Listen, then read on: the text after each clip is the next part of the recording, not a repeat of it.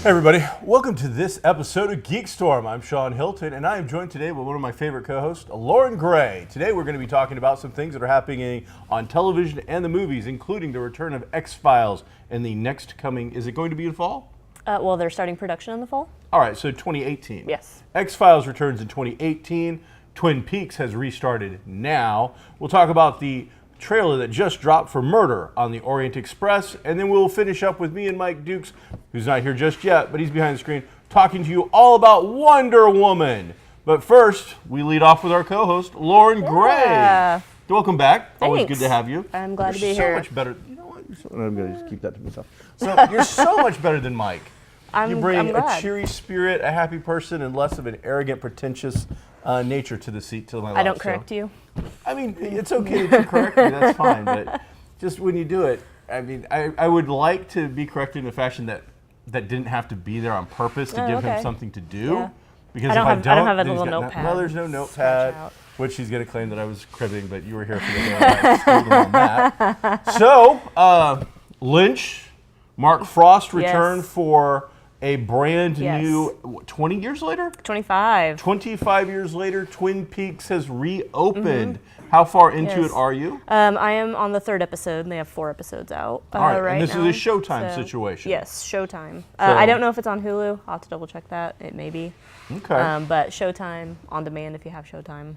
Now, it had 2 seasons initially, and then a prequel movie, Fire Walk with Me. Yes. And the story about Laura Palmer and her murder has never really spun off, except fans have spun it off in their minds and fanfic. Well, yes, because the second season ended in a cliffhanger, and then you had no idea. Now, did you watch? How old were you when it first came out? Were you old enough to watch it when it first came out? No. All right. I mean, I could have, but I wouldn't have understood everything that was going on. Let's see. We're at 7? Yes. All right. I can work at Kings Island. So, you're a pretty hardcore geek. Yes, I am. You're a female geek that was a geek before it was cool to be a female geek. Not saying that that's a thing, but it might be a thing. It's hard to say. I respect all geeks, but I've known Lauren a long time, and I know you've got some real street cred. So, when did you come to the Lynch, Mark Frost, Twin Peaks originally? I started X-Files when it first came out, and I got into Twin Peaks. I was probably about 12. Okay. 13. So that was a little young for some Lynchian. Yeah, it was. That's some deep stuff. All right, so from those memories, and even though it had come out, you still at a very young age then were formed by this, which explains a few things. So you've seen three episodes of 4. Yes. What are your initial impressions based on what you had versus what you're getting now? It's fantastic. It is. Well, high praise. It's signature Lynchian cinematography, storytelling. So, you have your standard storyline that most people follow. You have, your beginning, your climax, and then, the falling action, and the end. It all wraps up nicely.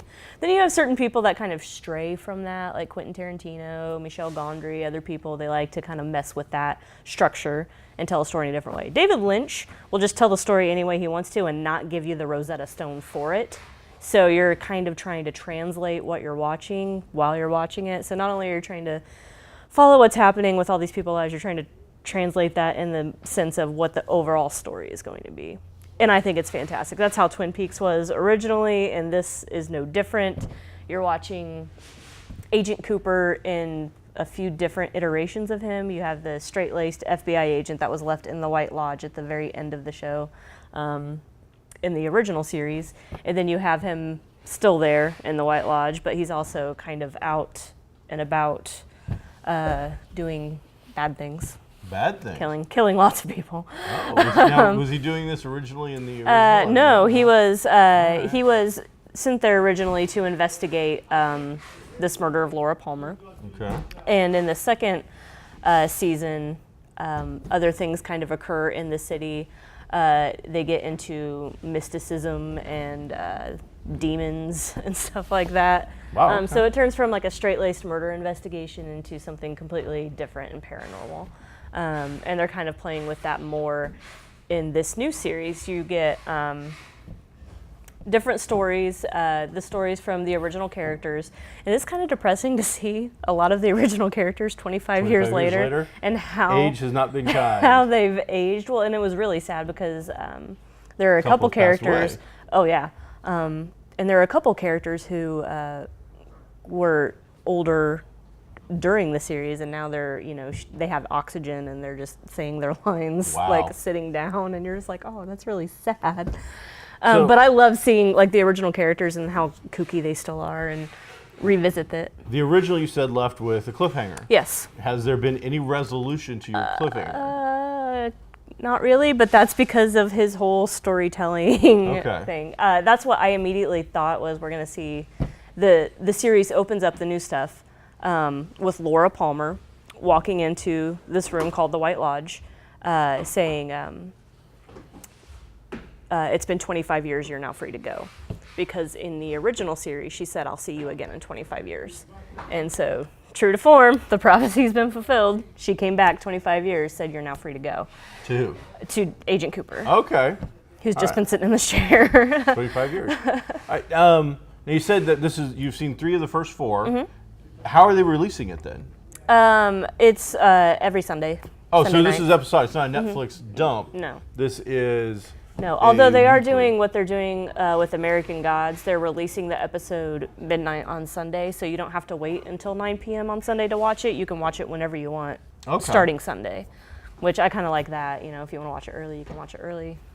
Very cool. Watch it whenever you can. Okay, well, I'm a big fan of Mark Frost's novel, The List of Seven, so I haven't seen any of the original You definitely have to watch the original to watch the new stuff. You'll be completely 100% lost. I might check it out. I've got a lot of other things that I'm supposed to watch at some point in my life. 30 episodes. 30. I mean, that's not too much, but I still haven't finished the current regular seasons. It's very, soap opera, melodramatic. He pushed the envelope in the early 90s with some of the stuff he put on television, and he's doing it again now with the new episodes, with just the storytelling, the gore, what everybody's up to. So. Okay. Well, in another switching over to a different media, video games. Yes. I know you're a pretty avid video game player. I am. I am not as avid a video game player, but when I get a game and I adopt that game, I become one with the game. Yeah, I am there for the long haul. As I've said many times, the worst feature ever put into the modern consoles was that ability to go back and it tells you how many hours you've played a specific game. Again, with what the hell was it? Skyrim? Fallout 4? Skyrim. I remember having to pull out a calculator because I mentally couldn't do that math. And realizing that once I divided it by 60 and then dividing that by 7 or whatever, it was 2 real weeks of my life gone. And I got to say, I didn't... but they're weeks well spent. Yeah, it was one of those times where... build a life in the game and... And I'm curious as to, how much of that was load screen. Man, with the original PS3, yeah, probably. Oh yeah, I had a very clean house because I had a thing where I would, anytime there's load screen, I'd clean, or I'd set up to clean. That way, when open my wife a door, came home on my wait day 5 off, minutes, stuff was done. So yeah, exactly. It felt like a long time. So we had a lot of that stuff going on, and we got a new game coming out. We mentioned it last week. It's Far Cry 4 from Ubisoft, and the Far Cry franchise. Benjamin 5. I'm pretty sure this is it Far Cry 5? I apologize. Far Cry. See, that's why you're here. See, you got to correct me, and you weren't pretentious and a jerk about it. And for once, it wasn't on purpose. I love Far Cry 4. I went back and played Far Cry 3. So Far Cry 5 is now coming out. We talked about it just in brief passing because Mike has now he doesn't care. Clueless. And if it's not something he wants to talk about, then there's nothing back and forth. So 5 came out. They've gave us a pretty nice extended trailer. I don't know that we're going to see a lot of E3. I don't know that Ubisoft needs to spend the money to do that. Probably not. People are going to buy the game regardless. Unless they want to combat the whatever Elder Scrolls announcement is going to Sure. happen with Bethesda. Got to be there, but I don't know how. I don't know the Bethesda stuff versus the Ubisoft stuff. I don't know how Ubi ends up doing well on that. That's going to be a tough one. But the outcry for Far Cry 5 has been, this is the first one that is going to be in America. I believe Montana specifically. So flyover country. And it appears that it is going to be dealing with a rogue religious cult taking over a county and several small towns in it. Yes. And press ganging the local inhabitants. Oh yeah, Now, you're convert or die. yeah, and people are like freaking out. Now, all of the other Far Cry games have been you go to foreign country, insert fake name here, and slaughter, the indigenous This faction, people. this Oh yeah, just gang, just this- left and right, just mowing people down. So finally, this company decides they're going to put a game in the United States, and people are losing their mind. They're going to be killing, fundamentalist Christians. They're going to be killing these and this and that. But And they're it's not like, really fundamental. Like, no, they are nutbags. Absolutely. I'm like, what trailer are the people who are sparking this controversy? Which trailer did you watch? And I don't usually like to take a firm stand on the show because I like stuff to be ubiquitous. People don't need to know exactly where I fall in the real world and what I really do. This is, for this. But I am going to take a firm stand.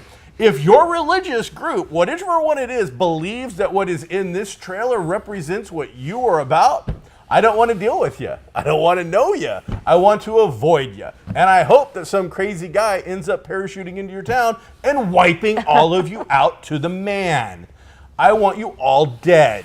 Because in this game, the cult walks into what looks to be a very normal church and burns that to the ground. Oh, yeah, with people in it. I remember there's another scene where you see, and they have some stylized cross. It's not a traditional cross. It is not, no. Shoved through a guy's dead body with the words greed in blood sprayed painted on his body. So if you want to be upset about something, be upset about the level of violence that might be in the game. But in that case, you've already missed out on Far Cry 1, 2, 3, 4, and some sub-games in the middle. I had to laugh because, the cesspool of social media comments that accompany any that you have. Winnie the Pooh's got a new movie coming out. I Winnie made- the Pooh's representative of all the things that are keeping us down. I made He's the all about mistake honey.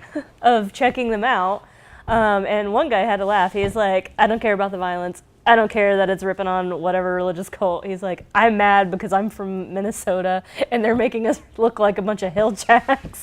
And like he was just like, so great. I'm finally represented in some type of media mainstream, And I'm a hill jack. So thanks. It was funny. I mean, it's Montana. Props to that guy. Like, if you watch anything about, like, I want to own land in Montana. I want to hit this $300 million so I can go buy square miles of Montana. I'm under the impression with enough money you can go buy anywhere. But with a reasonable amount of money, I can walk in and buy like a Bonanza-style farm from the old days where I can ride on my horse for all day long and not reach the end of my property. You'd probably do that in Wyoming too. Wyoming, Montana, these are the two, Minnesota. Minnesota. So yeah, people are just losing their minds about what this game is going to portray. And I'm like, here's what it's going to portray. You're going to go into a highly overwrought area of really bad people doing horrible, god-awful, bad things in the name of a very, what was his name? Koresh? Who was the leader of the Branch Davidians? Yeah, David Koresh. David Koresh. This is a very, they show the back of the guy in the preview. He looks like a very suave cult leader. That's exactly what this is. Nobody is being, demonstrified here. These are bad people doing horrible, bad, awful things. And you're going to climb some amateur radio towers, and you're going to click those bad boys off. You're going to learn how to drive some interesting things. I'm going to go with an ATV and a horse in Montana. Yeah. There's a helicopter that's there. I don't know if it's going to drive you around or not. Probably will. So if you played these games, you should know what you're going to get. There's going to be a lot of running. It's going to be over the climbing, top. jumping. That's what that game is. Just Oh over yeah, the top. with the most overdramatic Sonda Rhimes on crack kind of storyline of what horrible things that can happen and whatnot. So I'm looking forward to it. I can't wait to play it. Oh, yeah. Very excited about that. So also Murder on the Orient Express just dropped. Hey, Yes. jump to another media now. Now we're Yeah. going to talk about a preview. Yeah. Just the trailer. So, Murder on the Orient Express has popped up. You sent Yes. it to me. You seem to be I a big did. fan. Tell me all about it. I wanna know. You know, it's Agatha Christie. Is it? Poirot. How's she doing? I mean, she's no longer with us. Oh, she's dead. Spoiler, Agatha Christie's dead. No, they're remaking well, it was originally a novel, and then it came out in 74, 75, On the big movie, screen. on the big screen, the original. They're now remaking it. They got a star-studded cast. Man, did they? Daisy Ridley, Kenneth Branagh, Judi Dench, Johnny Depp. Is it Charlize Theron or is it somebody else? Oh, it's Catwoman, Michelle Pfeiffer. Michelle Pfeiffer, yes. Yeah, Michelle Pfeiffer. The gentleman from Fanboys and Harry Potter? Jacob? yeah, whatever his name is, His name's he's Jacob. in it. He's not. I just call him no, Jacob. I as- think he's Jacob. So, But yeah, it looks to be fantastic. I like kind of how they did the Boom Widow. You know, they Yeah. named everybody as they were going through the different. It couldn't be me. It couldn't be me. Who killed him? It's your standard, murder mystery plotline. this is your locked room on a train thing. Mm-hmm. Somebody here did it, and now we're going to get to the bottom of it. And it just so happens that the world's greatest detective Is on played that by train. Kenneth Branagh, whatever, is on the train. Hey, I just happened to be here. Oh, you chose the wrong train to murder somebody on. I'm here. So here we go. Yep. Yeah, it looks like a very cool looking little period piece, costume design. This is going to be the kind of movie that is going to be nominated for the whole costume, Oh, yeah. Oscar, makeup, all that sort of thing. Absolutely. So, yeah, good I've stuff. seen from different fan reactions. It's everything from like absolutely love it, can't wait to see it. Where's my, here's my money now. To he looks terrible as Hercule Poirot. He had Should have cast somebody magnificent-looking else. facial hair. It thought it was looked great. it was rather I was rather impressed. robust. I mean, as I'm looking at it, I'm like, man, is that? You could barely tell it was him. No, with yeah, I the- thought it was the dude from oh. Big Lebowski. Thought it was it because whenever it comes to facial hair anymore, it's either That's him or it's Snake Plissken. Those are the two guys of that age who are doing facial hair Yeah, right now. that's true. Anytime you see them, they've all got crazy stuff. So now it appears that Kenneth gets to join the club. Of He gets to join the cool club of- facial hair brothers. Awesome. So there you go. Well, Lauren, thank you for joining us for the day. Yeah. We're going to take a break and replace you with Mike Dukes as All we right. talk about Wonder Woman. Okay. You any comments about Wonder Woman that you haven't seen yet? I'm excited to see it. Yay! All right, we'll be right back after this commercial break.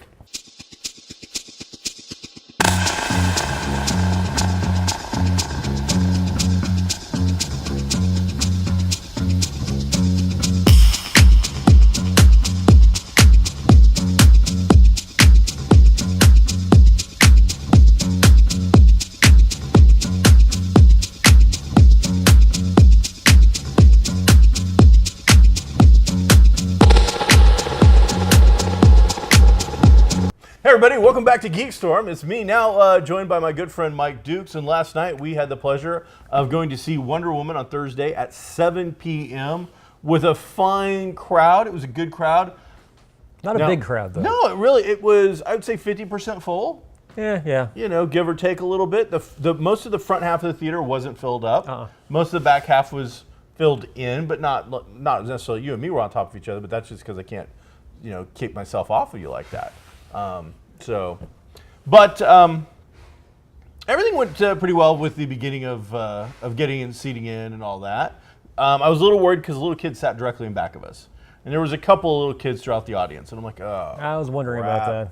Here we go. The best behaved audience I think I've ever sat with.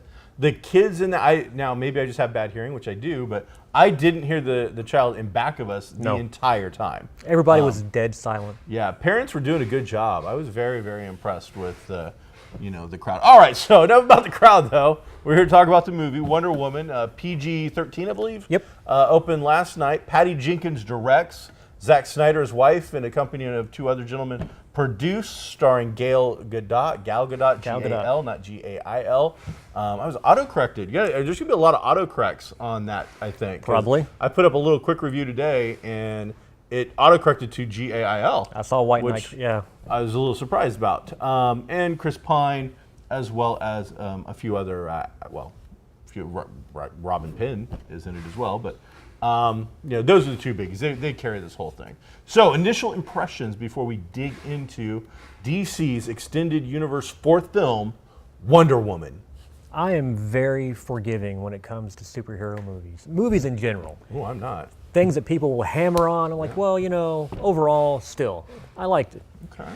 And I didn't realize this until watching that movie last night. I mean, midway through the theater, or through the run, it hit me. Wonder Woman is a complete film.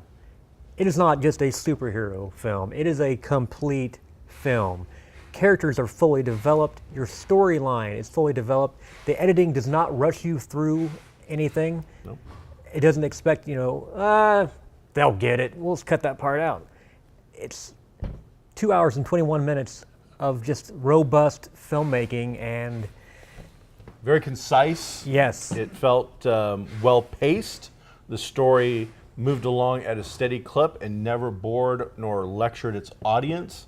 It didn't expect you to get it, but it also didn't spoon-feed it to you. It told a story in a way that was an un-superhero movie. And I was telling Matt earlier, Gal Gadot did a fantastic job. Because if you think about it, Yes. you have a young girl raised by a warrior race.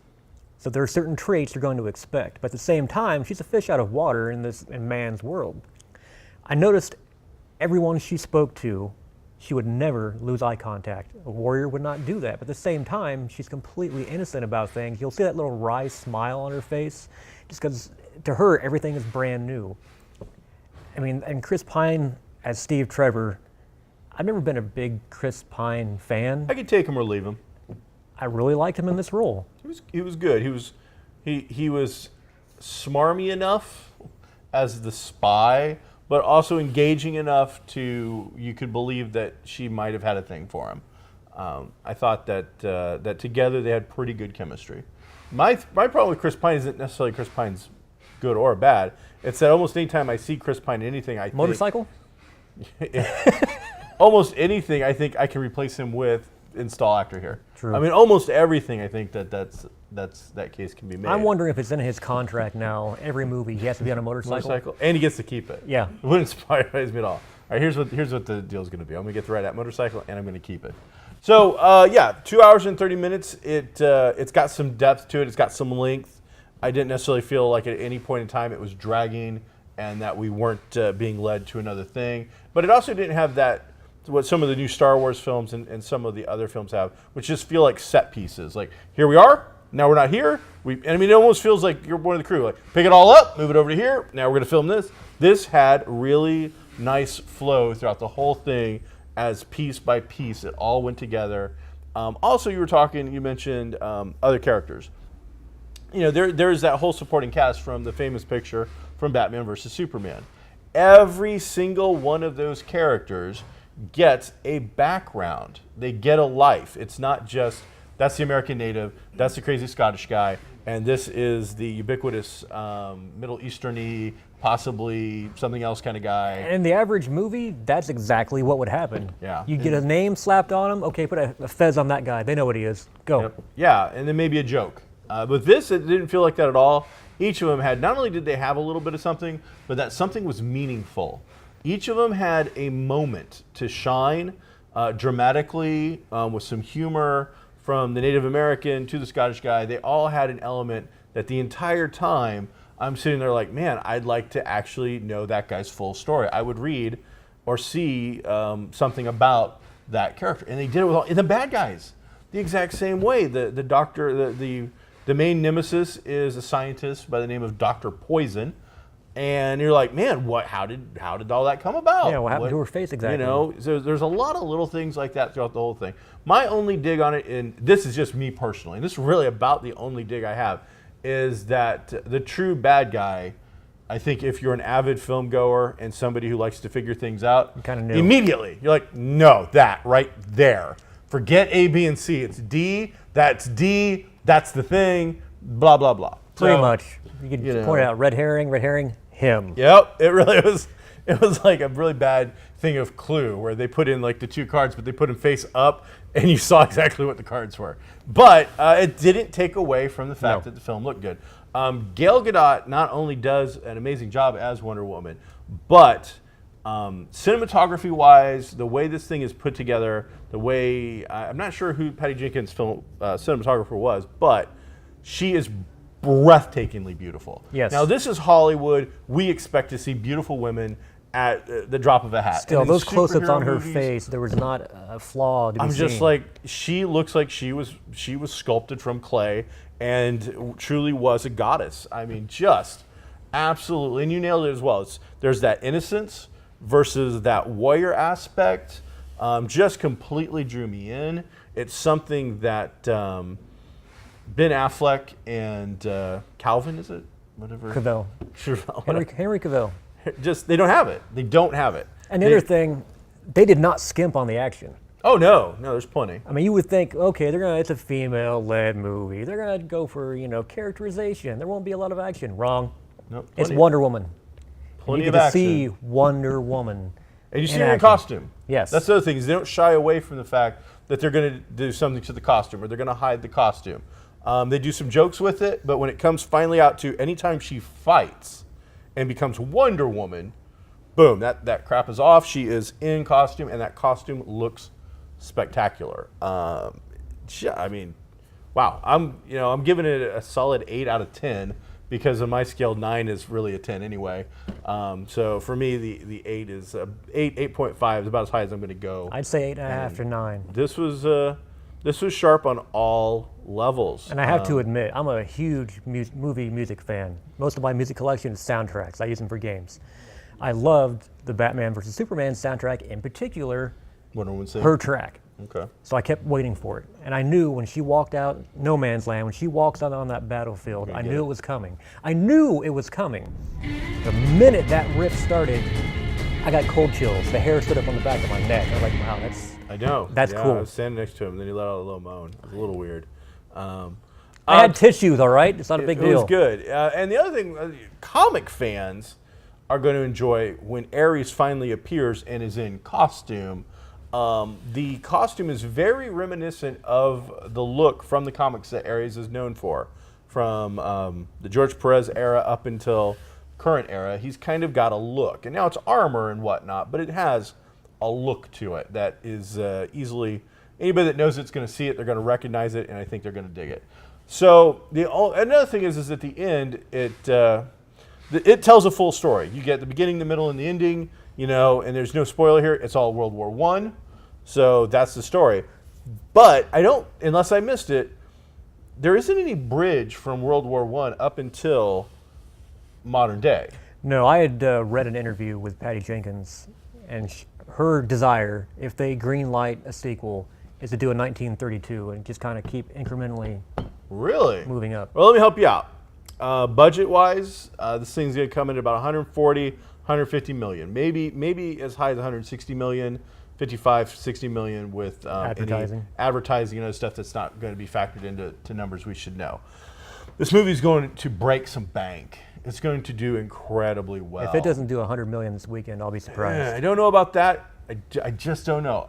If you judging by Globally, our easily. theater, Globally, easily. I'd be worried. But just from what I've been reading online, everyone's giving it a thumbs up. It's got a 93% refresh on Rotten Tomatoes.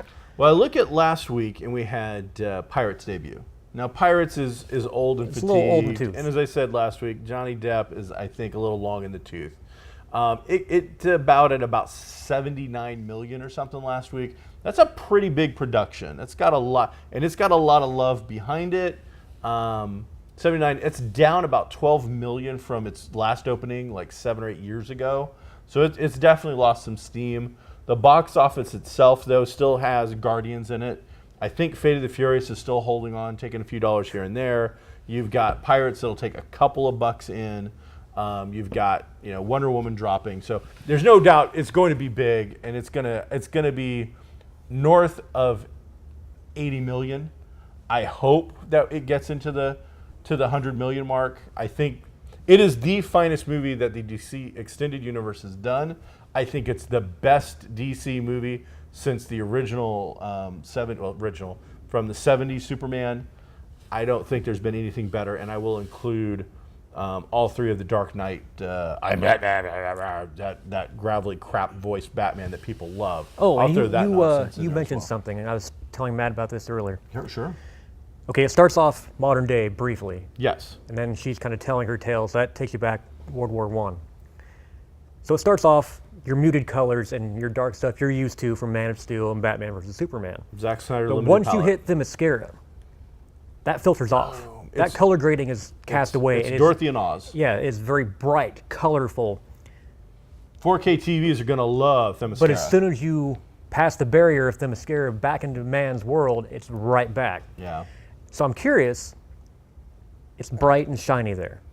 And the Justice League trailer, Wonder Woman made a comment about, they said, there would never again be an age of heroes. I think they were wrong. So I'm wondering, will we start to see a general lightening in tones Oh. I see as what we you're go saying. along? Well, I hope so. That's one of my big digs on the DC films. I don't understand. Either the film itself has to feel oppressive, or the lighting has to be oppressive. Now Batman, I get it. Batman is supposed to be those dark muted colors, and quite frankly, as proven by Arrow in the CW last season when they had them running around in broad daylight with their costumes, sometimes it just looks stupid. But she looked amazing in it, so hopefully they start to lightening up some stuff. Zack Snyder isn't going to finish off Justice League. Joss Whedon is, but that's all done. I can only hope that Joss can somehow lighten some of the damn dark filters, and maybe we get a chance to see some of these characters in, real light and enjoy it that way. But I'm kind of doubting it. All right. Well, there you go. That is our Wonder Woman review. I think you should check it out. I think it's going to do Absolutely. incredibly well. Go see it twice. So, hey, how much time we got? Where are we at? We have. 7 minutes. Oh, well, we're way over. All right. Well, we're not going to talk about the X-Files this week, so we'll bring Lauren back next week to talk about X-Files, because by then there'll be hopefully some more news. Glenn and Darren Morgan are coming back to write some Oh, episodes. look at that. You stole Lauren's big thing. She was going to freak out about that. Well, she can't be on, so I'm channeling my inner Lauren. No. All right. Oh, okay, she's not going to freak out about She it. didn't care about that at all. Okay, She hates well. us, too. This is hacks. Glenn Morgan. Sucks. All right, everybody. Thanks for watching GeekStorm. I'm Sean Hilton, and today I was joined by Mike Dukes and by my good friend Lauren Gray. And next week, well, who knows what'll happen. Yeah. But, something will happen. Giant stuffed bear. Be groovy.